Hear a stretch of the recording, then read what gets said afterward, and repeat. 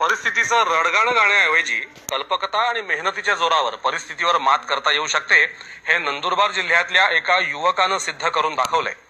छोटू प्रजापती यांनी शेणखतापासून गांडूळ खत निर्मितीचा प्रकल्प उभारून बेरोजगारांना स्वयंरोजगाराचा मंत्र दिला आहे.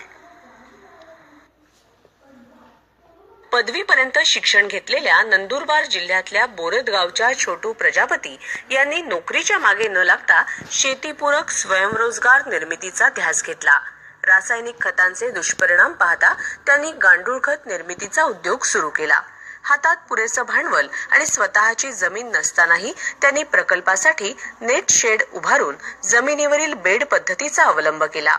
1 एकर शेत घेऊन मी प्लेन जागेवरच शेणखताचे बेड वगैरे लावले आणि त्याच्यावर काडी कचरा वगैरे टाकून पाणी वगैरे टेम्परेचर वगैरे मेंटेन करून गांडूळ वगैरे टाकले आणि जास्तीत जास्त गांडूळची संख्या असल्याने 1-2 महिन्यातच गांडूळ खत तयार व्हायला लागलं आणि 1-2 महिन्यात कमीत कमी 500 ते 1000 बॅगा निघायला लागल्या. शेतकऱ्यांना अशा पद्धतीने मी ते देत गेलो.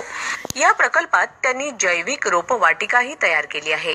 गांडूळ खत, जैविक द्रव्य आणि जैविक रोपांच्या विक्रीतून छोटू प्रजापती यांना चांगलं उत्पन्न मिळत आहे. या परिसरातले शेतकरीही त्यांच्या प्रकल्पात येऊन जैविक खतांची खरेदी करतात. शेतीमध्ये जास्तीत जास्त गांडूळ खताचा वापर केल्याने शेतीची जमिनीची पोत सुधारते, त्याचं जमीन भुसभुशीत होते.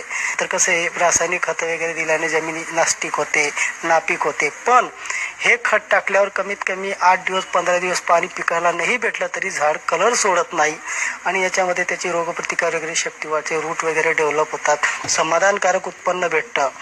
छोटू प्रजापती यांचं उदाहरण बेरोजगारांसाठी आणि जैविक शेती करू इच्छिणाऱ्या शेतकऱ्यांसाठी निश्चितच अनुकरणीय आहे.